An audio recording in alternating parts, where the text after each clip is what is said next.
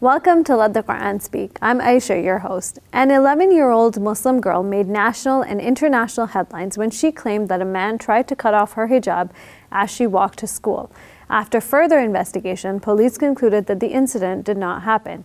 This story has brought a lot of discussion on a variety of issues. Islamophobia, parenting, and media relations are some of the points we will discuss with Dr. Shabir Ali.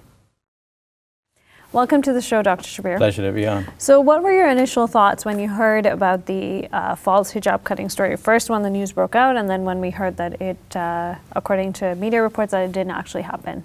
Of course, when we first heard the news, as most Muslims would feel, I felt that, here's another example of Muslims being discriminated against, being harassed, molested, just simply for being Muslim.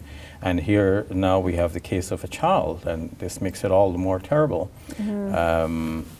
And then obviously when we heard the counter report where the police said it didn't happen, mm-hmm. And this left us searching for details and asking, like, how did it become such a big story to begin with if it didn't happen? Mm-hmm. And is it that nothing at all happened? Like, was it a complete fabrication, or did something small happen and then it got exaggerated to the way it was reported? Mm-hmm. We don't really know, because the police is a little bit mum about this. Mm-hmm. But the broader fallout from this is almost like receiving a punch in the gut and thinking, well, wait a minute, people may cite this as an example of the boy crying wolf once too many, once too many times, and people may no longer take seriously the true reports of actual cases of harassment that Muslims are facing. So just on that note, what if, there are a lot of people that are saying, or that might say, and that I've read, that, okay, well, this incident happened and it didn't turn out to be true. So does that even mean that this whole idea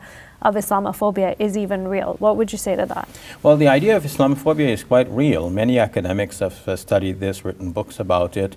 Bunzi's book, Islamophobia in Europe as the New Anti-Semitism, advanced the hypothesis that there was a time when people expressed their discrimination, or their tendency towards discrimination against the Jews. And now Muslims have become the new target. And so the shift is occurring, whereas some people would have discriminated against Jews mm-hmm. previously. Now they are discriminating against Muslims, and we can see in Canada that some similar studies have been done, showing that while there is a rise in Islamophobia on the one hand, there is a decrease in the negative attitudes towards some other peoples.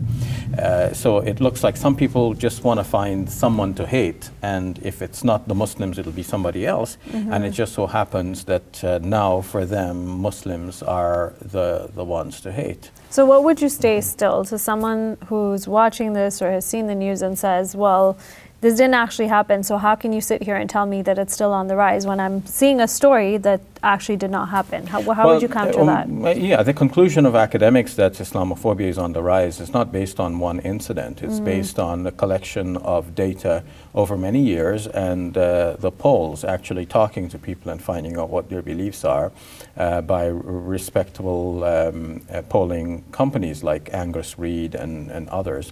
It has been shown recently that 54% of Canadians have a negative view towards Islam and Muslims. And in Quebec, we have seen that the negative views actually translate into bills and motions that are passed. For example, a recent ruling that prevents Muslim women who are wearing niqab from riding a bus or receiving any kind of public service, or even rendering public service, which means that she cannot be employed in a capacity in which she would be rendering public service while she wears a niqab. And while such a ruling will be defended as a secular ruling applying to everyone, whether people of religion or not, or regardless of which religion, it is clear enough to many observers that a ruling like that will have its most impact on Muslim women who are wearing the face covering. Not that I recommend the face covering, mm-hmm. but naturally Muslim women will be the ones who are most affected by this. and the legislators cannot be blind to that reality. And the conclusion would naturally follow that it seems that this is the intent of the ruling itself. So I can recall, as we're having this conversation, I remember when I was younger, maybe 11 or 12, I was in the car with my dad and we were going onto the highway or something along those lines on the road, and someone actually, I was in the back, it was a van, and someone actually put up a middle finger at me, and I wore a hijab, and I still remember this, and I think I was like 11 or 12. So what advice do you have? You know, these are not, I mean, at the time I was just like, okay, well, he just, you know, yeah, he's doing that because I'm wearing a scarf, but I kind of just brushed it off. But how do you start to deal with these kinds of things that are not, you know, yeah, they're not large scale where someone pointed a real gun at me, but these are the kinds of things that, you know, and I can recall a few stories like these over the course of my life. How do you deal or start to work through these things as a Muslim, visible Muslim, whether it be male or female? Yeah, well, a lot of such things are passed over because they're minor things, Yeah. and you know, we go away and we say sticks and stones will break my bones, but names will never hurt me, and so on. So we develop a thick skin for this kind of harassment and discrimination. But if we add up all of the negatives of these little incidents over time, it really amounts to a lot that Muslims have to bear. And God forbid that it should turn to anything like what happened in Quebec about a year ago of our discussing this, where a young man went into a mosque and killed 6 of the worshippers there and injured 19. So the hate can actually accelerate to a level where it produces that kind of negative outcome. But the little ones that you mentioned, they are also quite hurtful. And they leave lasting impressions on people. I mean, you're relating something that happened to you at a time very when long time ago, yeah. and it's about the same age as the girl in the story that we're discussing.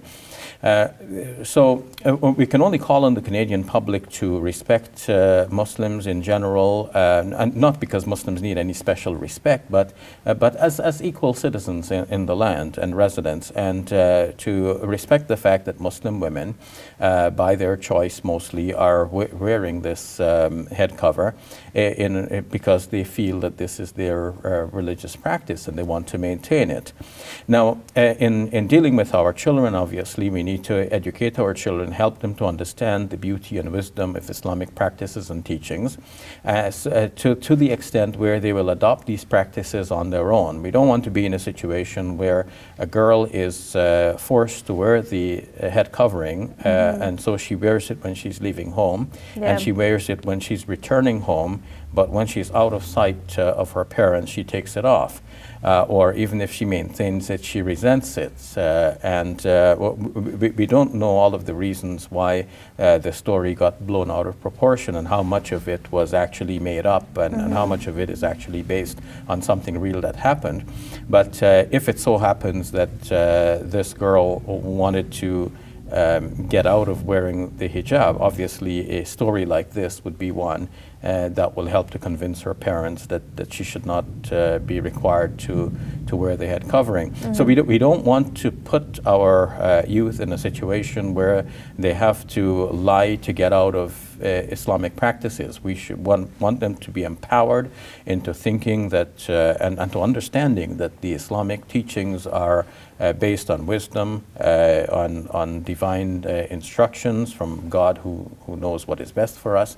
And we want them to appreciate that these teachings, when compared with other teachings that are laid side by side to the Islamic teachings, they should understand that the Islamic teachings are built on wisdom, and they should embrace it for the sense that it makes to them.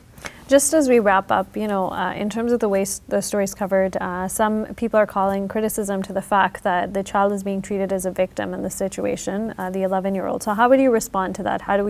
Do you think that's the correct way? Is that right, that she's treated as a victim, or should she be, you know, should there be consequences? Well, obviously, some authorities acted in a non-sagacious manner in this regard. I mean, they should not have called a press conference in which they have the child speak. because usually victims of crime, who are minors, are not identified, and for this reason the Toronto Star refused to publish her name in the stories. So to place her in the front lines here on television, in the face of media, is too much exposure for a child.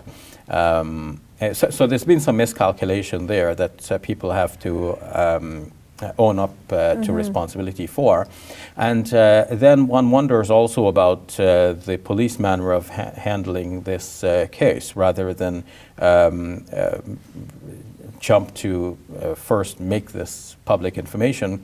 You would expect that there should be some due diligence in making some initial investigation to start with before actually publishing this in such a not that the police publish this, but you expect that there should be some control on the way in which the information is going out for the potential harm that could be caused in a case like this. So a lot of wisdom comes in hindsight. It's not the time to blame anyone, but we're all learning from a situation like this. Thank you very much for sharing your thoughts, Dr. Shabir. You're welcome. If you want more of Let the Quran Speak, you can watch previous episodes or new ones by subscribing to our YouTube channel, youtube.com/QuranSpeaks. Stay updated by liking us on Facebook and following us on Twitter @Quran_speaks. And when you're on the go, listen to our podcast at QuranSpeaks.com.